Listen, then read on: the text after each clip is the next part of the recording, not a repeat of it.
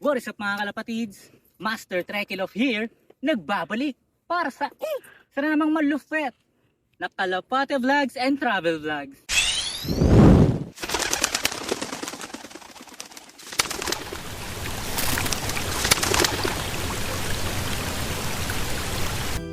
For today's episode mga dre, ay ipapasyal ko kayo sa isang napakagandang kabundukan at ito ay located sa Porac, Pampanga mga dre.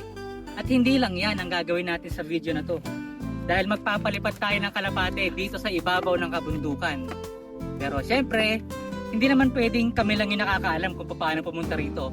Kaya naman for today's video ay ipapakita rin namin sa inyo yung on the way kung paano papuntahan itong lugar na to mga dre. Yo, what's up mga kalapatids? Ngayong araw ay didiretso na tayo dun sa pagpapaliparan natin ng kalapate sa ibabaw ng bundok mga dre. Let's go! Ayun no, sumisilip na yung bundok oh, tataas mga tol. Ang lulupit yan. Grabe, excited ako na kinakabahan ngayong araw mga tropa. Ayun, so papasok tayo dun sa barangay ng Planas. Nakikita nyo yung arko na yan. So pag nakita nyo yung arko na yan, merong kanto sa kanan, tsaka ano tawag dito? Tricycle terminal. Kanan kayo dito, pasok kayo sa kanan. Yan.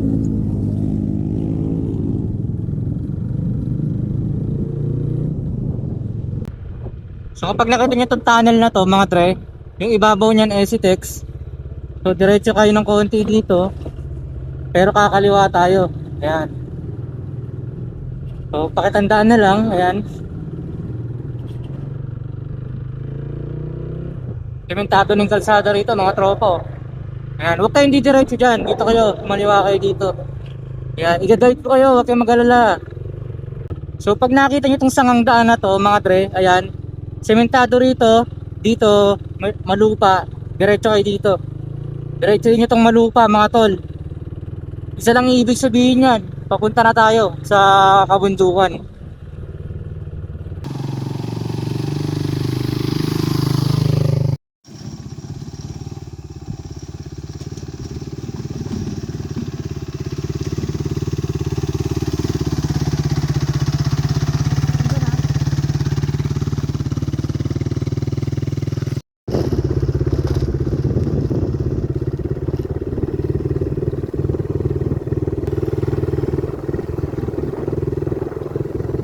So yun, what's up mga dre? Nandito na tayo sa community ng mga Aita, ng mga katutubo. Ayan. So meron dito mga eskwelahan, may mga simbahan na rin pero maliliit na eskwelahan. Tapos meron ditong checkpoint, para may nakikita akong checkpoint dito. Ako po, next. Pa? Yung next po? Apo. Sabi mo po ba? Yun. Best tayo po, boss. Pero doon kuya, magbabayad pa. Oo, sa parking. Pero sa pag-akyat, may babayaran pa. O parking lang. Parking lang. Pagdating doon. Yan, so marunong naman sila mag-Tagalog mga tol. Maging ano lang kayo dyan, maging friendly, approachable, tsaka respeto sa kapwa. Lalo na taga dito sila, teritoryo nila to. Pag nagpakita kayo ng kakupalan, yari kayo. Yan. So puro rough road na yung dadaanan natin dito mga dre, pero may mga nakakasalubong kami ng mga naka-click 125, mga naka-scooter. So palag-palag naman. Nasa nagda-drive na lang din yan.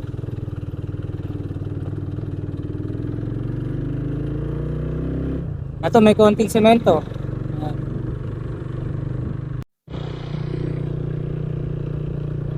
Ito may mga bikers oh. Ay, may view deck na dito.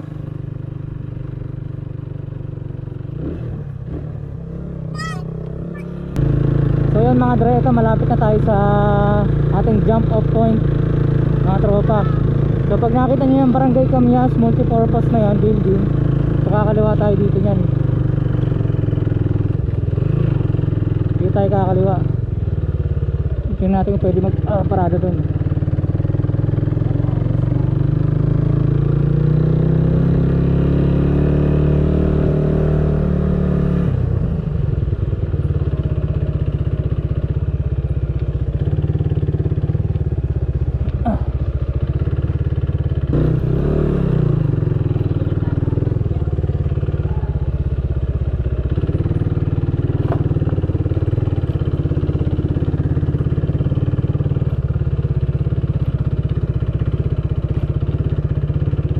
Sasalikan kalapate.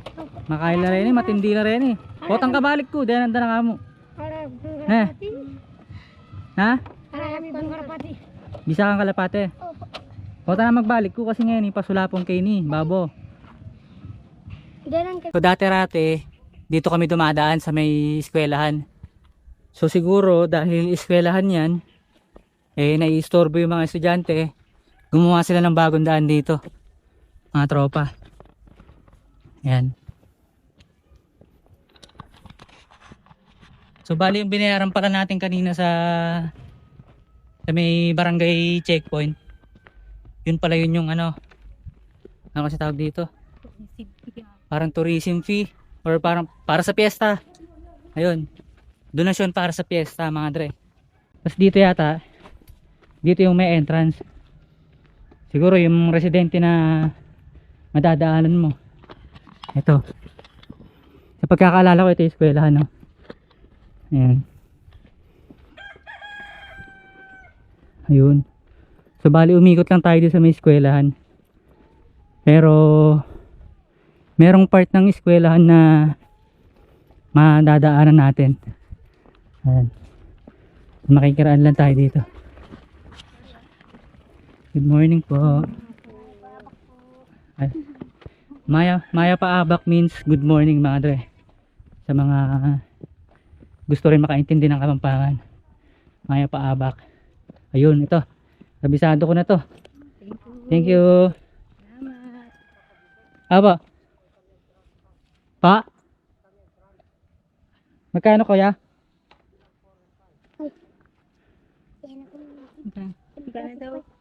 Ha? Botang kabalik ko. Yan ang ka.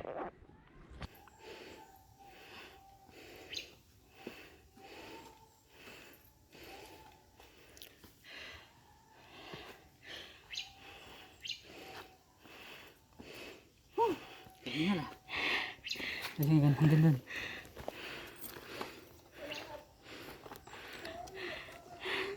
Nemo ka na.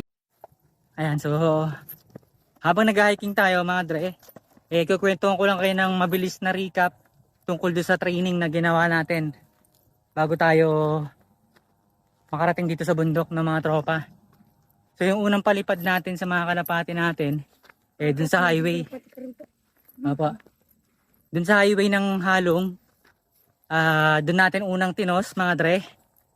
Tapos pagkatapos nun, pinalipad naman natin sa Dara Falls. Sa ibabaw ng Dara Falls. Tapos pagkatapos sa ibabaw ng Dara Falls, nagpalipad naman tayo sa Ilog Kamalig mga tropa. So in Dara Falls at Ilog Kamalig, yun ay considered local tourist spot ng Porac, Pampanga mga tropa. And then after that, sumaglit ako ng TOS. Although hindi tourist spot yung pinaghagisan ko, nagsilbing training pa rin siya para maging sigurado or maging 99% yung pag-uwi ng mga kalapate. So inagis ko yun sa paanan ng bundok. At ngayon naman paakyat na tayo sa tuktok ng mga bundok mga tropa. Ayan. Dahil hindi magiging matagumpay ang pagpapalipad natin ng kalapate kung hindi sila sigurado makakauwi. Eto na mga tropa. Good morning po. Eto na, papasukin natin itong matalahib na ito. Ayun o, matalahib mga tropa. Daan-daan. Nakakagsugat yan. Ayun o, matalahib.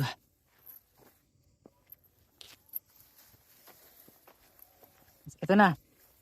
Maliwalas na. Kitang-kita na ang kabundukan. Alright. Tagumpay.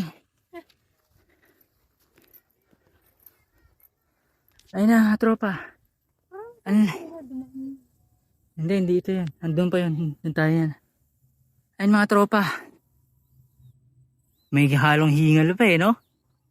Whew! Alright. Ayos ba? Saka na. Uy. Saan na yan? Ayos. Dito ba? Ang lupit mga tropa, pero hindi pa ito yung tuktok, bandaron pa. Ayun, bandaron. Yun. Ito na mga tropa. Ito na ang pinaka view deck mga tropa. Alright, nakakamangha, sobrang lupit. Saang angulo kaya? Ay, mayroon pang mas mataas dito. Ito, view deck din to, ayan. Pero meron pang mas mataas doon, bato. Try natin doon. Ispatan natin. Diyan tayo no. So yun mga dre, share ko lang something personal. So dito nga pala ako nag-propose sa asawa ko. Bago kami ikasal. Siyempre, proposal muna. Proposal muna. Banda... Wait lang. Bubuhatin kita dyan.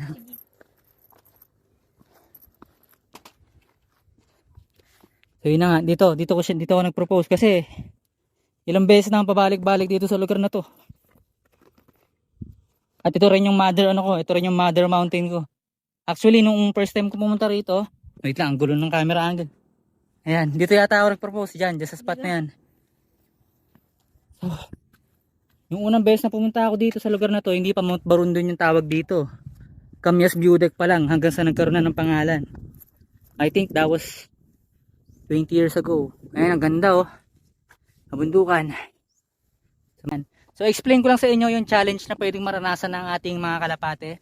So nandito yung napakagandang view at dyan namin ihaharap yung pagpapalipad ng kalapate. At kapag dyan namin inaharap, makikita nyo na puro kabundukan yan mga dre. So yan yung magiging challenge niya. Na kapag nagtambay sila dyan sa kabundukan na yan at napagod sila, posibleng dyan na sila tumira sa kabundukan na yan mga tropa. Dahil bandaron yung bahay namin mga dre. Which is, kung mapapansin nyo, hindi naman ganun karamihan yung kabundukan. And may mga landmarks na ng mga bahay-bahay doon. Dahil bandaron nga yung kapatagan mga dre. Ayan. So, ayan yung magiging challenge. And at the same time, syempre, kapag pinasok nila yung isa sa bundok na mga to, ayan.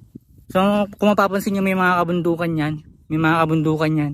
So, kapag napasok nila yung kabundukan or yung kagubatan na yan, tapos yun nga, napagod sila, sobrang tataas ng mga bundok na pwedeng humarang sa view at mga landmarks na palatandaan nila mga tropa. Pero syempre, hinanda naman natin yung kalapati natin mga tropa. So yung huling toss yata natin, if I'm not mistaken, bandaron.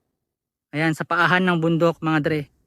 Ayan. Pero syempre, challenge yan sa kanila, sa mga kalapati. Ayan.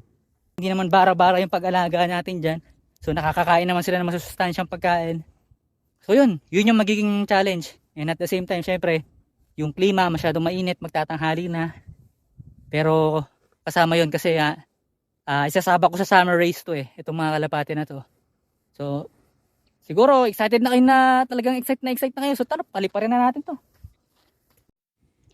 Eto na, unang pangarap na lipad unlock. Paliliparan na natin sa ibabaw ng kabundukan ng Mount Barundon. Master Trekilov! Palipad kalapate sa bundok. Fly high, pigeon fly. Grabe, doon sila nagpunta sa may maaraw. Alright. Galing. Ayun. Ang taas ng lipad nila dahil nasa bundok na tayo. Dumiretso sila doon sa bahay. Tropa. Kaka-explain ko lang kanina na baka dito sila tumambay. Parang naranasan kagad nila. Or na-sense kagad nila yung radar. Mga tropa, dumiretso na sila doon, no? Grabe. Yun yata yung talagang tinatawag na geomagnetic, mga gano'n, no? Magnet field, no? Ano daw? So parang nung kailan lang ine-explain ko yung yung tungkol sa yung magnetic field ng mundo. So parang paglabas nila parang naramdaman kagad na nandun yung bahay nila. Wala na, hindi na rumundo. Wala na.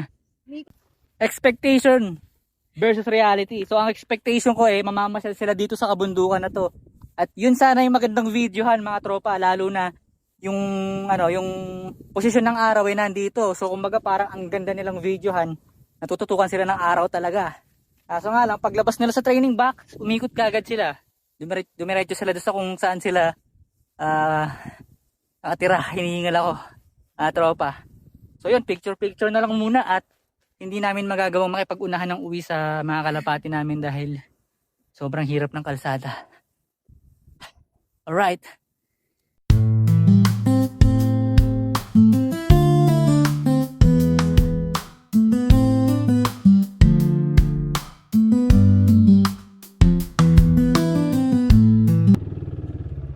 Nandito na tayo sa bahay. At nasaan na kaya sila? Ay, ito, nandito na. Si Ichi girl nandito. Attendance check. Tapos parang naaninagan ko si Mordred nandun ah.